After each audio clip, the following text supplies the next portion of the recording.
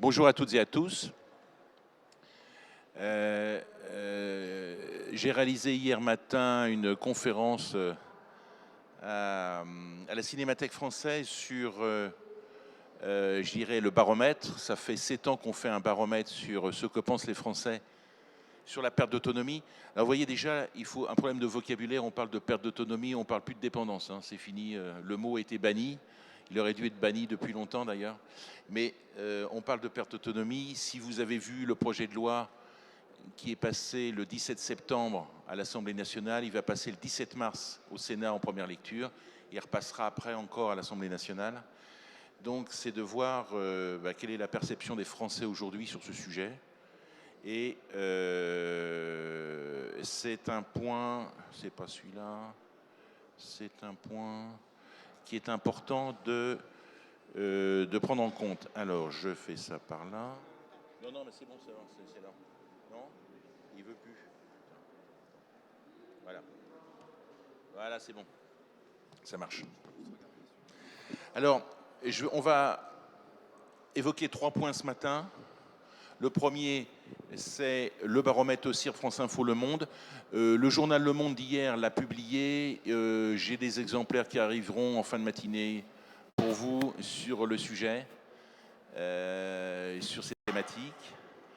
L'essentiel du projet de loi sur le vieillissement, qui est un point important. Et enfin, nos propositions majeures, c'est qu'on considère qu'aujourd'hui, la loi, elle a le mérite d'exister, mais elle est un peu insuffisante dans son contenu. Alors, quel chiffre clé ? Vous voyez qu'aujourd'hui, nous avons toujours la même situation, c'est qu'aujourd'hui, les Français sont mal informés sur cette thématique. Vous voyez, 73,4% des personnes interrogées connaissent pas le coût mensuel de la perte d'autonomie. Pourquoi ? Parce qu'effectivement, c'est compliqué. Et puis, si on n'est pas mesuré proche de ça, eh bien, c'est un sujet qu'on ne maîtrise pas. Pour autant, 85% des Français interrogés pensent qu'il faut se prémunir, ce qui est un point important, mais 71% ne le sont pas. Donc si vous voulez, tout le monde considère que pour demain, il faut se prémunir de sa propre porte d'autonomie, pour autant, personne ne le fait. Alors pourquoi ? Parce que déjà, ça fait peur. On a un déni de la vieillesse en France, c'est une réalité. Et ce sujet-là, on en est conscient, mais on ne veut pas voir, donc on recule. Accessoirement, aujourd'hui, vous avez une loi qui s'appelle LSE, vous savez, sur la loi sur la sécurité de l'emploi, qui a été traduite dans une loi qui s'appelle l'ANI, l'accord national interprofessionnel, qui fait en sorte que toutes les entreprises françaises doivent apporter une complémentaire santé à leurs salariés avant le 1er janvier 2016. Donc aujourd'hui, la thématique de la santé est une thématique beaucoup plus importante pour les Français que celle de la perte d'autonomie. Donc c'est un sujet qui n'est pas traité. Ce que pensent les Français, eh bien on va vieillir chez soi. Ça tombe bien, c'est ce que dit aussi la loi. Donc la loi n'a fait reprendre d'une certaine façon que ce que pensent les Français. Vous voyez, maintien à domicile à 78,7%. Encore faut-il pouvoir rester à domicile. Et on voit que c'est un sujet qui est compliqué. Je vous parlerai de la loi tout à l'heure, mais aujourd'hui, 78,7%, c'est du 80%, et ça, c'est un point important de la loi. Mais ce qui est important aussi, c'est de voir à côté que 53,8% des familles ne peuvent pas agir seules.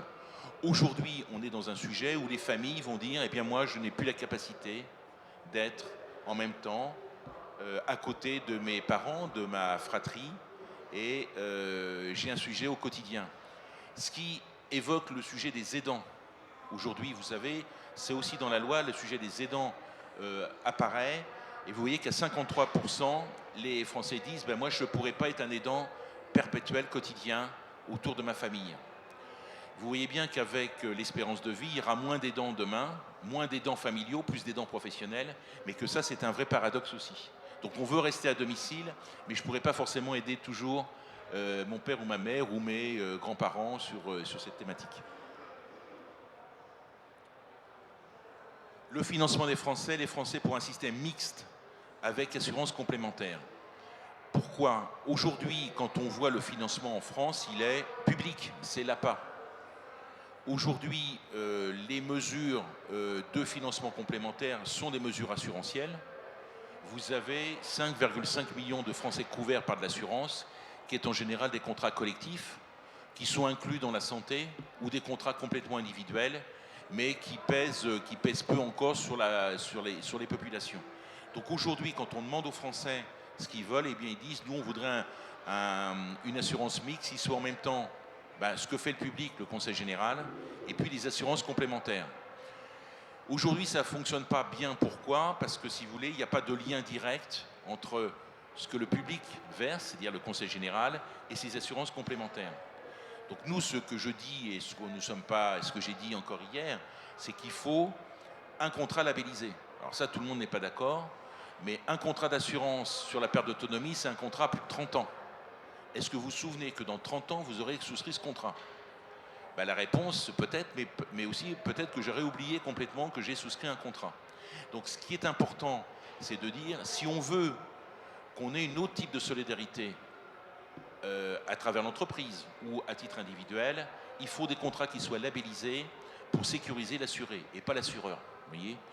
Je vous rappelle que vous avez dû voir la presse récemment qu'un certain nombre de grosses compagnies d'assurance se sont fait condamner sur de l'assurance vie pour le défaut de recherche des assurés en matière d'assurance vie, en disant vous n'avez pas mis en place les moyens nécessaires pour faire en sorte de redonner le capital à ces assurés. Donc on voit bien qu'aujourd'hui,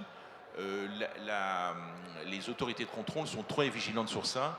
Ce genre de contrat est le même, c'est-à-dire qu'il faudra aussi être vigilant demain à dire si j'ai un contrat en perte d'autonomie et si vous avez une personne qui a Alzheimer, il y a peu de chances qu'ils s'en souviennent. On fait comment? Donc moi je milite aussi pour un fichier national des contrats en disant je sais qu'il y a un contrat, c'est à nous de chercher. Sinon ça ne fonctionnera pas. C'est ce qu'on appelle la déshérence des contrats.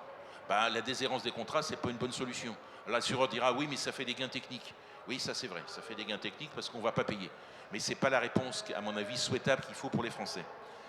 Et donc, vous voyez, à 60%, 59,9%, ils sont pour un financement mixte. Et un financement mixte, on le voit à travers l'entreprise. Donc aujourd'hui, l'entreprise a peut-être un rôle à jouer. Vous dites, oui, mais les entreprises, elles ont d'autres soucis aujourd'hui, effectivement. Celles qui ont des vraies politiques sur ça, ce sont plutôt les grosses entreprises, voire des branches professionnelles qui considèrent que la protection sociale, ça passe dans l'entreprise et ça continue après. Et si ça continue après, c'est une façon effectivement d'assurer ces salariés qui seront demain des retraités, qui seront peut-être malheureusement des personnes âgées qui seront en perte d'autonomie. Donc on voit qu'un système mixte est un système français. C'est rien de nouveau tout ça. Aujourd'hui, vous regardez la sécurité sociale, c'est le premier pilier, le deuxième pilier c'est les complémentaires, que vous ayez ça en maladie ou en vieillesse. Donc on est dans un système mixte français, on considère que ce système mixte français peut s'adapter aussi à ça. Alors, j'avais un peu anticipé, vous voyez, les contrats, l'entreprise et le collectif privilégié. Aujourd'hui, l'entreprise a un rôle à jouer de solution collective et privilégiée par rapport à une solution individuelle. Pourquoi? Parce que ce que j'ai dit tout à l'heure, ça fait tellement peur de s'assurer, de se prémunir sur ça, c'est qu'on n'a pas envie du tout de le faire. Donc si j'étais dans un contrat d'entreprise qui est obligatoire ou facultatif pour tout le monde, c'est déjà beaucoup plus facile. Donc on voit bien que l'entreprise a un rôle à jouer. Elle a un rôle à jouer au travers ce qu'on appelle la RSE. Vous savez, RSE, c'est un peu patchwork, on met tout dedans. Mais dans la RSE, vous avez trois grandes composantes. Vous avez une première composante qui est l'économique, la deuxième composante, c'est le social, et la troisième composante, c'est l'environnemental. Donc aujourd'hui, sur ces thématiques, on considère que l'entreprise a un rôle à jouer vis-à-vis de ces seniors. Alors, seniors, je n'ai pas dit grands seniors, de ces seniors qui sont encore en activité professionnelle. Il y en a moins en moins à partir de 50 ans. Mais c'est un point important qu'il faut prendre en compte et on considère que le contrat collectif est une bonne réponse. Ce que je ne vous ai pas dit au préalable, c'est que ce sondage a été fait auprès de 150 DRH, 150 délégués syndicaux, 300 salariés et 1007 Français sur tout le territoire français. Donc on a un sondage relativement vaste qui nous permet d'avoir une opinion à peu près fiable de ce que pensent les Français sur ce point. Alors ce qu'attendent les Français, alors là c'est par rapport à la loi. Vous savez, la loi elle passe la semaine prochaine en première lecture au Sénat. Les principales mesures du projet de loi sont adoptées et approuvées à plus de 70%. La ministre que j'ai rencontrée hier, Laurence Rossignol, était très contente de dire, vous voyez, ma loi, elle passe bien. 65% souhaitent une réforme de la prise en charge en établissement. Ce n'est pas dans la loi. C'est que la loi, théoriquement, avait 3 volets. En réalité, on n'a plus qu'un seul volet sur cette loi. On a un volet, et moi je l'appelle la loi 3A, c'est-à-dire anticipation et on fait de la prévention. On ne dit pas qui paye la prévention. D'accord? Anticipation, prévention. Le deuxième A de la loi, c'est l'adaptation. Et c'est l'adaptation du logement, de la ville pour rester à domicile. Ça tombe bien, on veut rester à domicile à 80%. C'est l'adaptation. Et puis l'adaptation aussi pour rester à domicile. Donc on va donner un peu plus d'argent pour financer l'APA à domicile. Vous voyez bien qu'on finance l'APA à domicile, mais pas l'APA en établissement. Et le troisième A qui apparaît, c'est l'accompagnement. Et dans l'accompagnement, on parle des aidants. C'est-à-dire que pour la première fois, on dit il faut donner une reconnaissance aux aidants. La loi dit reconnaissance, ne dit pas statut de l'aidant. Vous voyez, une petite différence entre être reconnu comme aidant et avoir un statut. Vous savez bien qu'on a un statut d'une personne aidante qui accompagne une personne handicapée. On n'a pas de statut d'une personne aidante qui accompagne aujourd'hui une personne âgée. Pour autant, le chiffre qu'il faut retenir, c'est vous avez en France 8,3 millions d'aidants. Dans ces 8,3, vous en avez 4,3 qui sont pour les personnes âgées. Et dans ces 4,3, vous en avez 47% qui sont en activité professionnelle. Donc, quand on dit il faut un statut de l'aidant, il faut aussi peut-être demain de dire, eh bien moi j'ai un statut, je travaille, j'ai un statut d'aidant et j'ai une vie privée. Comment je fais? Ben, vous avez aujourd'hui, et c'est aussi dans la loi en disant les aidants sont les premiers à souffrir d'une certaine façon, y compris sur leur positionnement, y compris sur leur santé, physique ou mentale, et qu'il faut effectivement se prémunir de ça. Les entreprises en ont conscience. Aujourd'hui, les entreprises disent, et dans d'autres pays, moi j'ai participé au rapport Montebourg-Delaunay sur la silver economy, je militais pour un compte épargne-temps ou des congés spécifiques aidants rémunérés, en disant c'est un point important, on est aidant, mais on n'est pas toujours proche de sa famille, elle peut être éloignée, elle peut être en région. On a peut-être un accompagnement qui n'est pas quotidien, mais qui peut être hebdomadaire, qui peut être de différentes façons. Et je pense que sur cette thématique, il faut un statut de l'aidant. Aujourd'hui, c'est pas mûr. Hein. La ministre, quand je lui ai posé la question, elle m'a dit c'est aux partenaires sociaux et aux entreprises de légiférer sur le sujet. Donc vous voyez, l'entreprise est peut-être la réponse, mais le législateur est assez prudent sur cette thématique. Voilà les principaux enseignements qu'on peut tirer de ce baromètre. Donc on voit que la loi est plutôt positive sur son acceptation.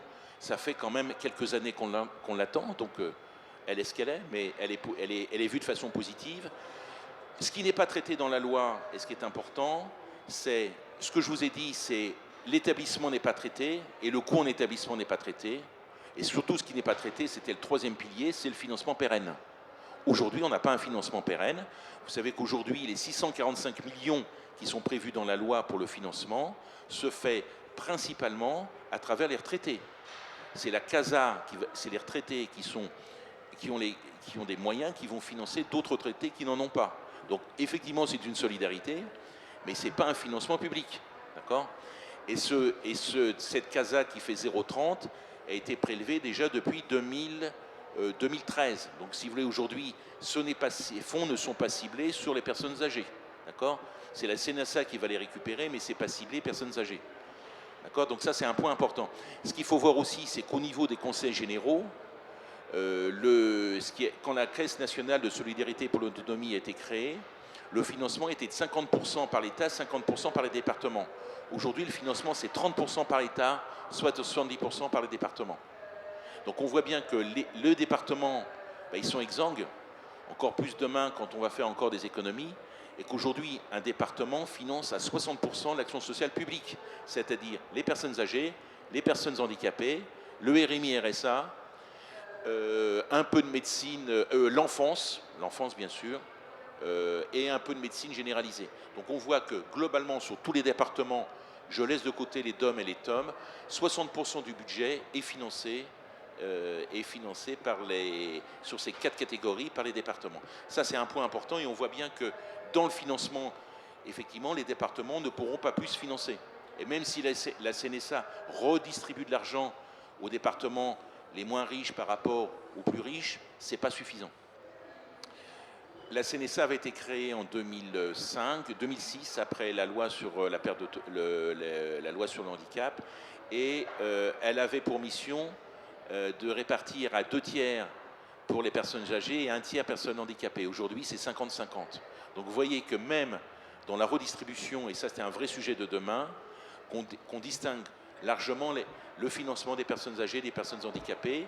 Vous savez que la France fait une discrimination à l'âge, à 60 ans, qui est en contradiction avec le traité d'Amsterdam sur les discriminations. Donc la France sera condamnée par l'Europe sur ce sujet-là. Tout le monde le sait depuis des années. Hein. Donc article 13 du traité d'Amsterdam, article 13 de la loi de 2005. Alors pour vous dire que sur ce projet de loi, A comme anticipé, vous voyez, donc 185 millions, faire du domicile un atout de prévention. Bon, là, on voit que la Silver Economy peut avoir un rôle à jouer sur les nouvelles technologies, la domotique, le numérique, la téléassistance. Vous avez un label qui s'appelle Ville Amie des aînés, qui permet effectivement de labelliser les villes en disant il faut s'occuper des aînés, et puis aussi des aidants, des aidés et des aidants. La prévention individuelle et collective, là, c'est beaucoup sur ce que va faire la sécurité sociale, mais on n'a pas de coup en face. Lutter contre le suicide des âgés, et oui, qui c'est qui se suicide en France? Ce sont les jeunes et après les seniors. D'accord? Agir contre l'isolement des âgés, ça fait partie de la loi. Donc on est du A de l'anticipation, c'est le maintien à domicile, mais aussi de la personne âgée. Vous voyez qu'on ne parle pas forcément des aidants sur ça. A comme adapté, toujours, c'est les 84 millions. Donc c'est, si on veut rester à domicile, il faut faire en sorte que ces logements soient adaptés. Derrière, c'est l'ANA qui va recevoir, l'Agence nationale d'amélioration pour l'habitat, qui va recevoir ce point-là. C'est 84 millions qui seront financés sur, d'ici 2017, 80 000 logements, que ce soit publics ou privés.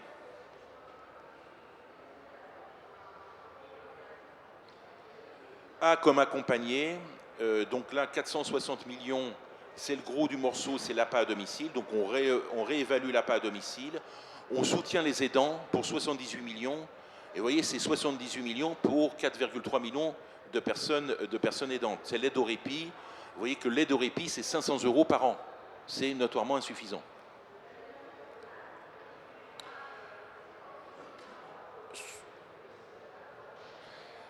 Voilà les trois points majeurs sur cette loi. Donc on voit, elle fait 645 millions en tout. Il faudrait mettre quelques milliards d'euros quand même si on veut véritablement financer. Donc on voit que c'est une loi qui va être insuffisante. Comme j'ai dit à la ministre, c'est clair-obscur, c'est bien, elle existe, mais elle est insuffisante dans son contenu. Alors, on a fait des propositions, nous, en tant qu'assureurs, sur un certain nombre de choses. Les contrats. Aujourd'hui, les contrats sont principalement des contrats individuels, un peu collectifs. Vous avez une centaine de compagnies d'assurance qui présentent des contrats. Aujourd'hui, il n'y a pas de concertation sur ces contrats. Donc, il faut des contrats plus protecteurs pour les assurés. La ministre a dit, je ferai une concertation.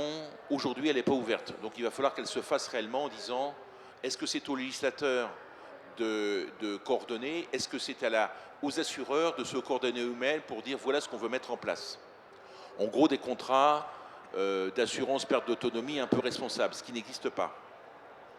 C'est pour ça que j'ai marqué réfléchir à une labellisation des contrats. Je suis assez favorable à labelliser des contrats pour qu'ils soient, je dirais, organisés quand on sait que c'est des contrats plus de 30 ans. Prévenir la déshérence des contrats, je l'ai évoqué un petit peu, c'est-à-dire que les contrats peuvent se perdre parce qu'on les a oubliés. Eh bien, la déshérence des contrats, c'est quelque chose qu'il faut prendre en compte tout de suite. Les aidants. on dit aligner le statut des aidants des personnes âgées sur celui des aidants des personnes handicapées, ou créer un statut spécifique, mettre au point des contrats aidant-aidé. Sur l'alignement, on n'aura pas forcément d'avantages sociaux et fiscaux qui existent.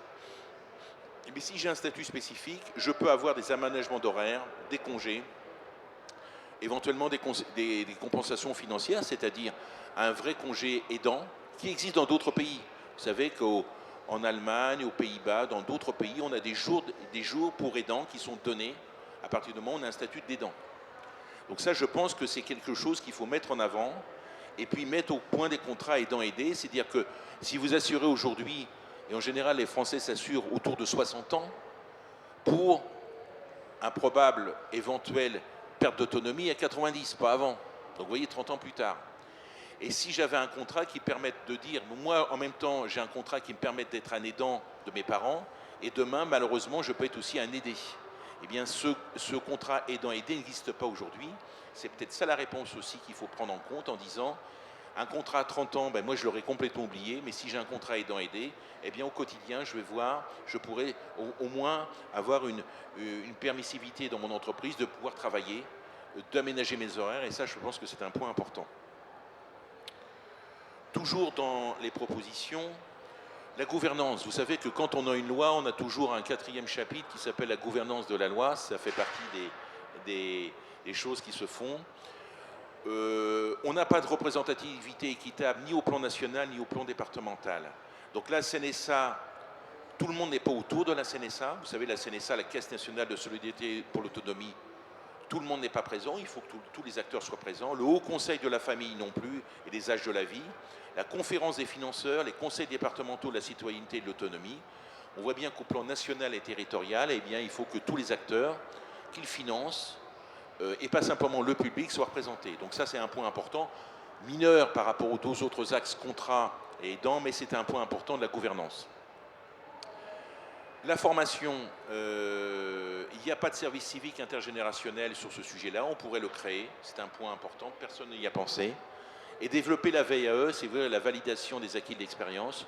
Aujourd'hui, sur cette thématique, il y aura une réforme de l'action sociale publique et demain, peut-être qu'on aura de nouveaux métiers.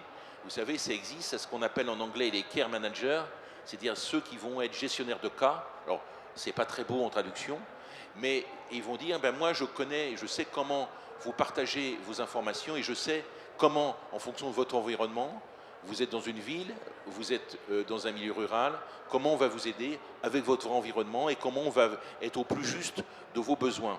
Ça, c'est typiquement anglo-saxon, c'est pas français. Donc demain, ça sera peut-être des nouveaux métiers et je pense que ceux qui font de l'action sociale aujourd'hui pourraient faire ces nouveaux métiers de demain. C'est un point important, la VAE n'est pas dans la loi. Silver Economy. Alors la Silver Economy, vous avez la ZIPAC qui est là, qui est sur le stand aujourd'hui, qui est le syndicat de la Silver Economy. Aujourd'hui, on n'a pas de label. Il n'y a pas de label sur les produits de domotique ou de téléassistance. Il faudrait demain, si on veut que les assureurs puissent dire « moi je vous donne un capital, je vous donne une rente, mais je vous donne aussi un droit de tirage de produits de domotique », ben, il faut des produits labellisés. Aujourd'hui, c'est entre le CNR Santé à Nice et l'AFNOR à Paris qui doivent mettre en place une norme. Il faut que cette norme sorte vite pour qu'on puisse avoir un financement. Aujourd'hui, les produits sont beaucoup trop chers parce qu'on n'est pas dans un vrai circuit économique. Aujourd'hui, les produits de domotique sont trop chers et donc ne sont pas achetés. Il faut que demain, si la France veut être un pilote par rapport à l'Europe et dans le monde entier, eh bien, il faut qu'on ait des produits qui répondent à des vrais besoins. On le voit aujourd'hui, on en aura de plus en plus. Les personnes âgées ne sont pas contre d'avoir des objets connectés chez eux, loin d'en penser, mais attention, ce sont pour les nouvelles générations, ce n'est pas pour les personnes qui ont déjà 80 ans, c'est un peu tard, ça sera les nouvelles générations qui seront plus proches des objets connectés. Vous savez d'ailleurs le terme aujourd'hui, on parle d'objets connectés, c'est le terme qui est utilisé en 2014 sur ça. Intégrer ces objets connectés dans les contrats, c'est une réponse aussi. Alors en conclusion, aller plus loin sur plusieurs sujets traités par la loi comme le statut immanquanté des aidants, traiter la question du reste à charge en établissement, ça c'est un point qui n'est pas traité. Vous savez que l'établissement, le coût moyen d'un établissement en France est 2 500 €. mais vous pouvez commencer à 1200 jusqu'à plus de 5000, et à Paris Intramuros, on est sur du 5000 euros. Vous voyez. Donc le problème qui se pose aujourd'hui, c'est a-t-on les moyens? Est-ce que les personnes âgées ont les moyens? La réponse est non. Ils ont des biens, mais ils n'ont pas les liquidités en face. Et vous voyez qu'accessoirement, nous avons un problème aussi de niveau des retraites. Vous voyez qu'aujourd'hui, le débat sur les retraites est en train de se faire sur les complémentaires. Et vous voyez les propositions qui sont en train de se faire en disant on va geler le niveau d'indexation des retraites sur 3 ans. Donc vous voyez bien que le pouvoir d'achat risque de diminuer, je dirais, des retraités. Donc quand on parle du reste à charge en établissement, pourquoi aussi on veut rester à domicile? Parce qu'à domicile, ça coûte aussi beaucoup moins cher. C'est un point important. Et traiter la question du financement durable, du risque de perte d'autonomie. Aujourd'hui, c'est un sujet qui est un peu dogmatique. Hier, j'avais Michel Delaunay, que vous allez accueillir tout à l'heure, mais j'avais Xavier Bertrand aussi pour un face-à-face sur ce sujet-là. Ce n'est pas un problème droite-gauche ou de gauche-droite, le problème de la perte d'autonomie. Déjà, la loi s'appelle l'adaptation de la société au vieillissement. Ça veut dire qu'on comprend que ce n'est plus forcément les personnes âgées dont on va s'occuper. C'est la société qui va muter sur ça. Donc ça, c'est un point important qu'il faut prendre en compte. Aujourd'hui, le financement durable, eh bien, il est assez... on n'a pas la même vision. Madame Rossignol est absolument sur des contrats et sur du financement public, alors que M. Bertrand était en disant il faut aussi des contrats d'assurance, mais peut-être des contrats d'assurance responsables. Aujourd'hui, quand je vous ai dit que les Français voulaient un contrat mixte, c'est à mon avis la bonne réponse. Donc il faut qu'il y ait un rapprochement et laisser l'idéologie un petit peu à la porte en disant eh bien, si on a des contrats qui soient légitimes, qui soient labellisés, c'est peut-être la bonne réponse. Aujourd'hui, ce sujet-là, on a plutôt été en recul par rapport à l'avancée qu'on a pu faire avant. Donc vous voyez que le sujet du vieillissement, si on a une loi qui apparaît maintenant, il faut s'en féliciter, elle est loin d'être complète, et il faudra encore beaucoup l'amender pour essayer d'en faire une vraie loi de financement pour les personnes âgées dans notre société. Mais écoutez, je vous remercie de votre attention.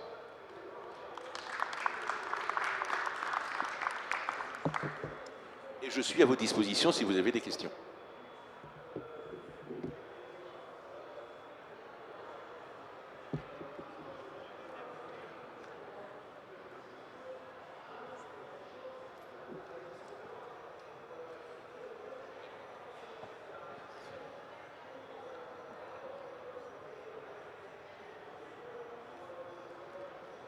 Oui, non, oui.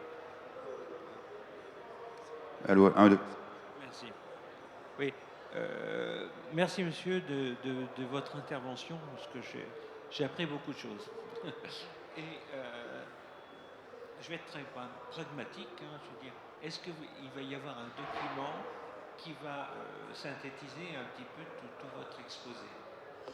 Alors, l'exposé que je vous ai fait, vous allez sur le site de l'OCIRP, ocirp. Le site de l'OCIRP, vous aurez le baromètre en version complète, nos propositions, et donc tout à l'heure, vous aurez le journal Le Monde d'hier qui a été publié, où nous avons 8 pages dedans, qui vous sera distribué, avec effectivement des articles de fond sur le sujet, parce que je pense que c'est un sujet qui est complexe. Vous voyez, c'est un sujet de société, la perte d'autonomie, comme le handicap. C'est pas un sujet que de spécialistes. Et on voit bien que le sujet est vaste, le sujet est compliqué, et il y a plein de points encore qui ne sont pas abordés. Vous voyez, les personnes en situation de handicap qui sont en perte d'autonomie demain, c'est un sujet qui n'est pas traité dans la loi, et pourtant ça existe. Vous voyez, donc on voit bien que la loi a l'avantage d'exister, il va falloir maintenant faire des amendements. Mais vous allez sur notre site, vous avez l'intégralité de ce que je vous ai dit, de façon plus détaillée encore. Allô? Oui. Un deuxième versant, là, qui est également pragmatique, parce que vous êtes au courant de la loi ADAPT, par exemple. Hein, la question qui se pose, c'est par rapport à la loi de février 2005, si ce n'est pas simplement, je veux dire, disons, un retour en arrière. Alors, C'est un vrai sujet. Vous savez que dans la loi de 2005, on avait prévu l'article 13, qu'on n'aurait pas de séparation forcément personnes âgées, personnes handicapées. C'est ce qu'avait écrit la CNSA en 2007. En 2007, Yves Pifteau, Denis Pifteau pardon, et Alain Cordier, les présidents, avaient dit il faut de là. Ils avaient fait un rapport, c'était marqué convergence sans confusion. Le titre du rapport est assez abscon, c'est-à-dire convergence des politiques, personnes âgées, personnes handicapées, sans confusion pour autant, en disant il faut une reconnaissance universelle, et il plaidait pour une reconnaissance universelle sur ce sujet. Aujourd'hui, Madame Bachelot a fait marche arrière en disant non, non, il faut séparer personnes âgées, personnes handicapées.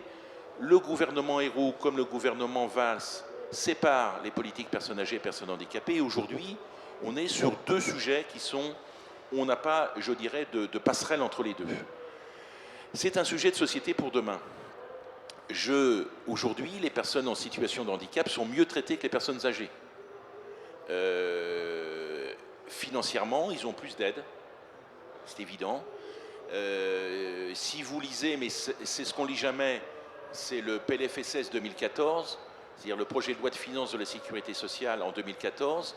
Vous aviez un ONDAM, vous savez, c'est l'objectif national des dépenses de maladie, où on fixe les dépenses de la maladie avant d'avoir les recettes. C'est comme ça que se finance la loi sur la sécurité sociale. C'était 2,4 pour tout le monde, c'était 2,9 personnes âgées, 3,1 personnes handicapées. En 2015, le même PLFSS, c'est 2,1 pour tout le monde. Déjà, on ne va pas réussir, déjà, c'est pas assez. Mais c'est 2,5 pour personnes âgées, personnes handicapées. Donc vous voyez qu'accessoirement, on commence à avoir des convergences de politique, mais on ne tire pas vers le haut, on tire vers le bas. Ce sujet-là, je peux vous dire, personne n'a véritablement envie de l'ouvrir, parce que c'est un sujet hyper sensible et hyper complexe. Donc aujourd'hui, on est maintenu dans deux politiques, les personnes handicapées d'un côté et les personnes âgées de l'autre. Je ne suis pas sûr que dans 10 ans, dans 15 ans, nous ayons encore ces mêmes politiques en France. D'ailleurs, la France est le seul pays à faire une distinction personnes âgées, personnes handicapées, ce qui n'existe pas dans les autres pays européens. Vous voyez, c'est une spécificité française. Est-ce que cette spécificité va durer? Moi, je dis point d'interrogation. Mais c'est un sujet qu'on n'a pas envie d'évoquer. Trop sensible aussi politiquement, trop sensible aussi financièrement. Dernière question, oui, parce que je ne veux pas monopoliser le micro. La relation quand même à la dimension européenne quand même de toute cette réglementation. Je veux dire, là-dessus, il y a quand même des connexions qui se mettent en place. Alors, on pense que quand on parle de l'Europe, que l'Europe peut tout diriger. Il y a deux choses que l'Europe ne dirige pas et qu'elle laisse la liberté aux États. La première chose, c'est les aspects fiscaux. La fiscalité d'un État ne relève pas de décisions européennes. Et sur les aspects santé et protection sociale, c'est de la même nature. C'est-à-dire que ce ne relève pas de l'Europe de légiférer pour le compte des États. Donc aujourd'hui, si vous voulez, sur ces sujets-là, l'Europe peut éventuellement faire des incitations. Vous voyez, sur la santé, on n'intervient pas. Chaque modèle en Europe est différent sur la protection sociale. Pour autant, l'Europe s'est saisie de la santé à travers les médicaments ou à travers les produits bio, en disant est-ce que ça n'a pas une incidence sur la santé? Donc quand l'Europe le fait de façon détournée, ne le fait pas directement sur les modèles de protection sociale. Et donc le modèle de protection sociale français, il est franco-français. Donc il y a très peu de chances, et ça ne rentre pas dans l'Europe, de gérer ces aspects-là. Donc ça sera forcément un discours français.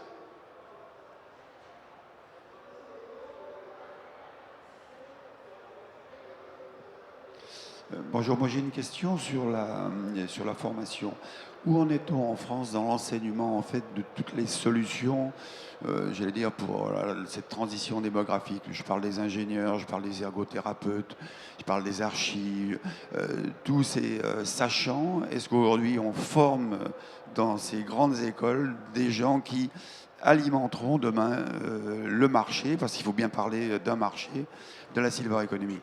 Alors, sur la Silver Eco, vous avez la Silver Valley qui s'est créée, où effectivement, vous avez des fonds de capital risque. Alors vous savez, le capital risque, c'est quand vous mettez des fonds dans une entreprise, et comme c'est à risque, vous ne savez pas si vous allez les récupérer.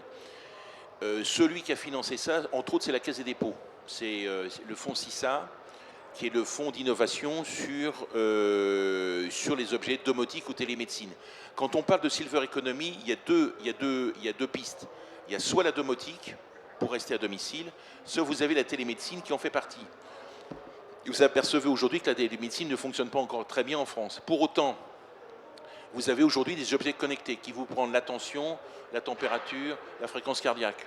Il faut après une borne en face pour le recevoir. Aujourd'hui, c'est les ARS, les agences régionales de santé, qui gèrent ça encore sous forme de projet. Donc on voit bien que la télémédecine, et vous voyez bien qu'avec la loi de santé de Marisol Touraine, aujourd'hui, ils sont un peu fâchés, les médecins, donc c'est pas le moment de leur parler de télémédecine. C'est un sujet qui n'est pas suffisamment traité. Aujourd'hui, ça coûterait moins cher si effectivement j'avais des bornes où je suis, moi, en ALD, vous savez, les affectations, les maladies longue durée, eh bien, je me soigne, c'est ça qui coûte le plus cher à la sécurité sociale, et pour autant, je fais attention et j'ai des indicateurs pour moi. Aujourd'hui, toutes les démarches qui sont faites sur le territoire sont faites par département, voire par région. On n'est pas du tout au plan national. France Télé, Orange a des objets sur ça, IBM fait la même chose, donc on voit bien que on n'a pas de marché encore économique sur le sujet. Donc c'est un point important. La Silver Eco est plutôt sur domotique et télémédecine. Sur les métiers, les filières, il n'y en a pas vraiment. Les universités se sont ouvertes. Si, elles font des troisième cycles, tout au cas des licences aujourd'hui, sur des managers de demain. Donc ça se fait aujourd'hui. La VAE, à mon avis, est une existence aujourd'hui et il faudrait que ça se fasse. Donc on voit bien que demain, il y a un vrai métier. La Silver Economy, demain, c'est 300 000 emplois. Pourquoi? Parce que si demain, vous avez un robot, vous savez que le robot français Aldébaran, Aldébaran, qui était une société française, s'est vendu aux Japonais pour lever des fonds. Et c'est un robot qui fait 70 cm de haut, qui a été servi pour personnes âgées. En réalité, ils ne servent pas aux personnes âgées. Ils servent comme répétiteurs pour les enfants autistes. Vous voyez, c'est assez drôle. C'est-à-dire que le sujet n'a pas été traité dans cette vision. Aujourd'hui, les robots, ils vaut 6 000 €. Vous dites, c'est pas un marché à 6 000 €. Hein. Moi, je ne vois pas une grand-mère dans la rue avec son robot, son chien, et le robot lui disant, t'oublie pas de faire les courses, parce que moi aussi, il faut que le chien il mange. Vous voyez. Alors peut-être que ça sera futuriste, peut-être qu'un jour on aura des robots. Alors, si on a des robots, ils seront de toute façon moins chers, parce que sinon, à 6 000 €, ce ne sera pas possible. Mais en même temps, un robot, c'est de la technologie, c'est du service. Donc aujourd'hui, quand on parle de Silver Economy, c'est des produits sophistiqués, mais ce sera du service associé. Et je pense que là où ça fonctionne, c'est dans l'aménagement des maisons, avec des capteurs. Ça fait partie d'une domotique simple, où effectivement, ça va créer de l'emploi. Donc aujourd'hui, la Silver Economy, ça va créer de l'emploi, oui, mais dans 10 ans. N'oubliez pas qu'on est dans l'industrie et que l'industrie, ce n'est pas des services, elle va mettre du temps. Donc la Silver Economy a été lancée officiellement en décembre 2013. Bon, faut donner quelques années pour qu'effectivement on puisse en voir les fruits. Donc je pense que sur ça, et la VAE, ça va créer des nouveaux métiers. Aujourd'hui, on ne les a pas, ces métiers. Monsieur, est-ce que vous pouvez nous rappeler la signification du sigle OCIRP et nous donner le statut de l'OCIRP? D'accord. Oui, j'aurais dû commencer par ça. Alors, l'OCIRP, ça veut dire Organisme commun des institutions de rente et de prévoyance. Et nous avons un statut d'institution de prévoyance, c'est-à-dire que nous sommes une union d'institutions de prévoyance. Et nous fédérons des groupes de protection sociale tels que Malakoff Médéric, AG2R La Mondiale, Humanis, Clésia, Apici, l'Audience. Donc j'en ai un certain nombre. Hein. J'ai une liste à la Prévert, mais elle est suffisamment longue. Et nous avons été créés en 67 sur des risques qui étaient veuvage, rente de conjoint, rente éducation, pour effectivement permettre aux veufs et veuves d'avoir des ressources complémentaires avant les pensions de reversion. Donc ça a été créé, et depuis, nous avons créé d'autres produits sur le handicap et sur la perte d'autonomie. Donc on est dans une logique de mutualisation de risques, plus à destination des entreprises et des branches. D'accord ? Maintenant, on peut aussi en faire à travers une petite structure que nous avons des produits individuels. Mais nous sommes institution de prévoyance. Alors, institution de prévoyance, on n'est pas un assureur comme tout le monde. C'est-à-dire que vous savez, dans la famille des assureurs, vous en avez 4. Vous avez des assureurs, vous avez la CNP, AXA, Generali, Allianz. Vous avez des mutuelles. La plus grosse, c'est l'AMGEN, Mutuelle Générale de l'Éducation Nationale, mais vous avez aussi Harmonie Mutuelle. Vous avez des mutuelles d'assurance comme le Covea, Matmut, Massif, Maïf, ce sont des mutuelles d'assurance. Et puis après, vous avez des institutions de prévoyance que nous sommes, où on est à gestion paritaire. Et paritaire, ce n'est pas un homme, une femme, c'est un employeur, un salarié. Voyez. Donc au conseil d'administration, nous avons une représentation équitable entre les employeurs et les salariés. Et nous sommes à but non lucratif. C'est-à-dire que nous ne distribuons pas nos résultats. Les résultats sont engrangés pour, je dirais, augmenter nos fonds propres. Voilà la distinction.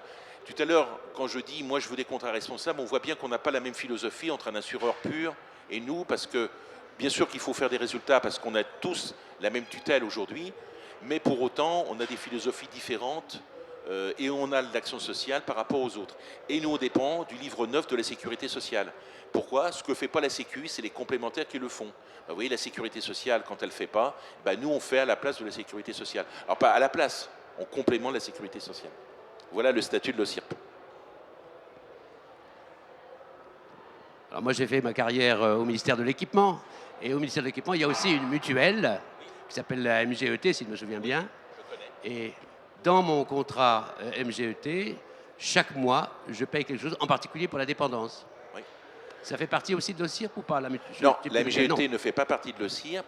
La MGET, ça fait partie des contrats. Tout à l'heure, quand je vous ai dit sur les contrats, ils sont soit liés à la santé. L'AMGEN comme la MGET ont lié des contrats santé avec des contrats de perte d'autonomie à l'intérieur. D'accord? Donc c'est un contrat mixte. Seules les mutuelles peuvent faire des contrats en inclusion, c'est un peu technique, mais seules les mutuelles peuvent faire ça. Nous, on les connaît, mais nous, on ne travaille pas avec la MGET, mais c'est une réponse. Soit vous avez une réponse en inclusion de contrats santé, la santé, c'est ce qu'on consomme tous les jours, soit vous avez des contrats purs et durs séparés, qui sont des contrats d'assurance perte d'autonomie indépendants. Mais heureusement qu'il y a plusieurs réponses, parce qu'un marché, ça a plusieurs réponses.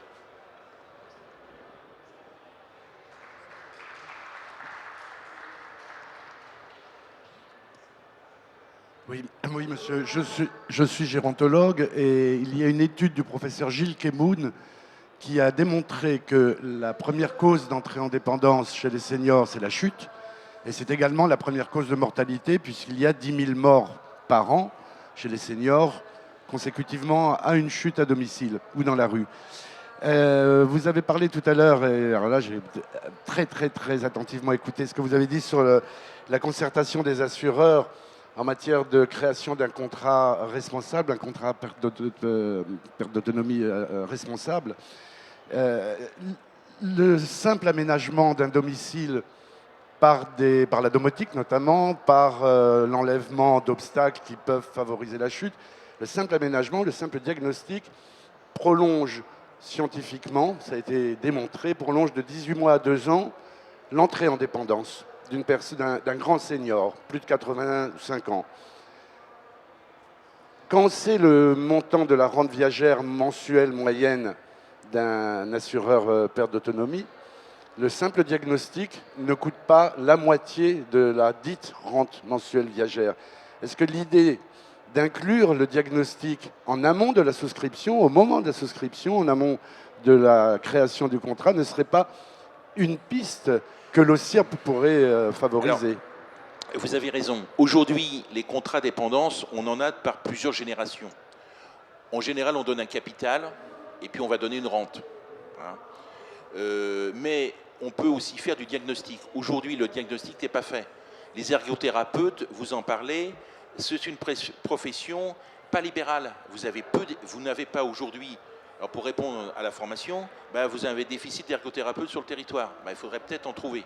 Donc ça, c'est déjà une première chose. Le diagnostic, aujourd'hui, il n'est pas suffisant. Aujourd'hui, vous avez handicap.fr, que vous devez connaître, qui est le site de référence sur le handicap, a créé des produits sur comment je peux vérifier que mon appartement est accessible pour moi. On parle de la cuisine, on parle de la salle de bain, on parle de la chambre.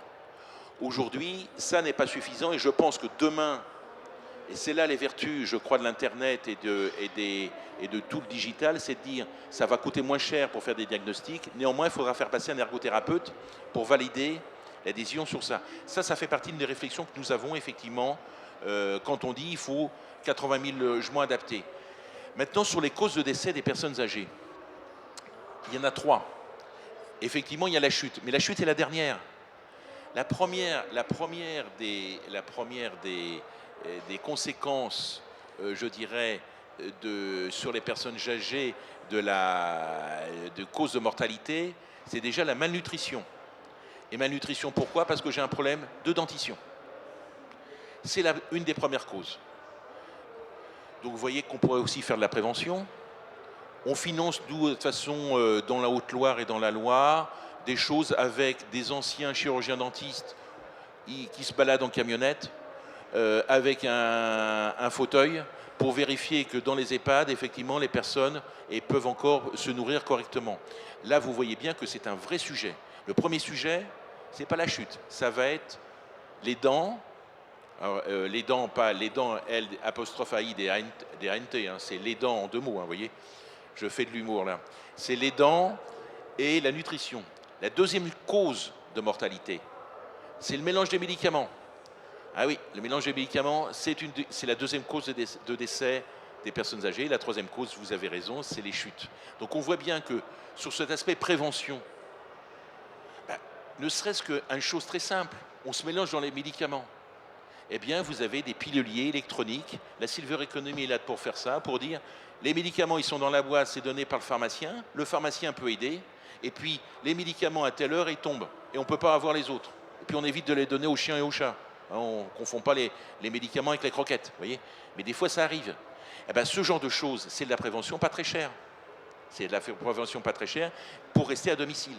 Donc vous voyez que sur ces 3 thématiques, l'alimentation, le mélange des médicaments et puis les chutes, effectivement, ce sont des sujets, ce sont les 3 premiers sujets de décès à domicile. Donc on voit bien que le domicile est aussi un lieu dangereux.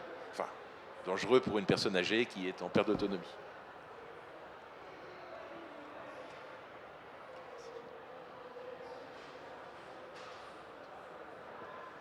Bonjour.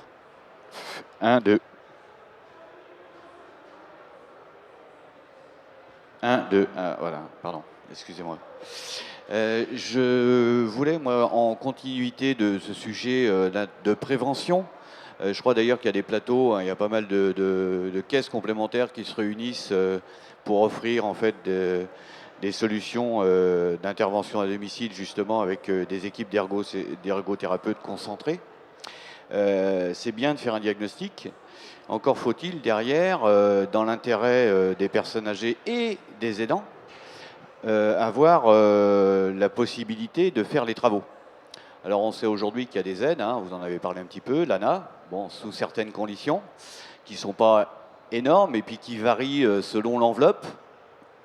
Et dans une année, vous avez des variables. Donc ça veut dire que tout le monde n'est pas égal face à la loi. A priori, on pourrait, si on voulait, pousser plus loin sur un plan juridique. Quelle est la part aujourd'hui des enveloppes des contrats qui est affectée à l'adaptation du logement, en plus de l'ANA, du crédit d'impôt, des caisses complémentaires éventuellement, de la CARSAT si besoin, et j'en passe et des meilleurs. Alors, c'est pas vraiment dans la loi. Vous avez vu, dans la loi, on dit on va donner 84 millions, mais il y a un financement sur 3 ans par l'ANA, mais en même temps, j'ai un crédit d'impôt de 25% plafonné selon que je sois seul ou non à domicile. Jusqu'en 2000. Et puis après, j'ai du financement complémentaire. C'est l'Agirc-Arrco, c'est les caisses de retraite complémentaires qui vont financer.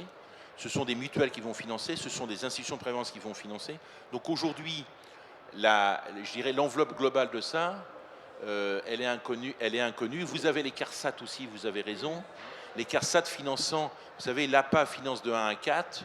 La CARSAT, c'est les anciennes CRAM, Caisse régionale d'assurance maladie, qui financent le 5 et 6. Donc la sécurité sociale a un rôle aussi à jouer sur ça. Et donc aujourd'hui, on n'a pas un financement très ciblé et très constant sur ce sujet-là. On va bien voir que si on veut rester à domicile longtemps, ce n'est pas les 84 millions d'euros qui vont suffire pour refaire les aménagements. En plus, les aménagements, si vous voulez, le diagnostic peut être fait et pris en charge, Les aménagements, pas forcément. Donc il va falloir trouver des sources de financement d'aménagement. Et ça, c'est un point important. Et c'est là où il faut que le marché de la silver economy sur les aménagements, les prix baissent, parce que sinon, si vous voulez, on ne sera jamais dans un modèle économique pur au sens j'ai une offre et une demande. Aujourd'hui, ce n'est pas le cas. Donc l'aménagement des lieux de vie va coûter, à mon avis, beaucoup plus cher que ce qui est prévu dans la loi.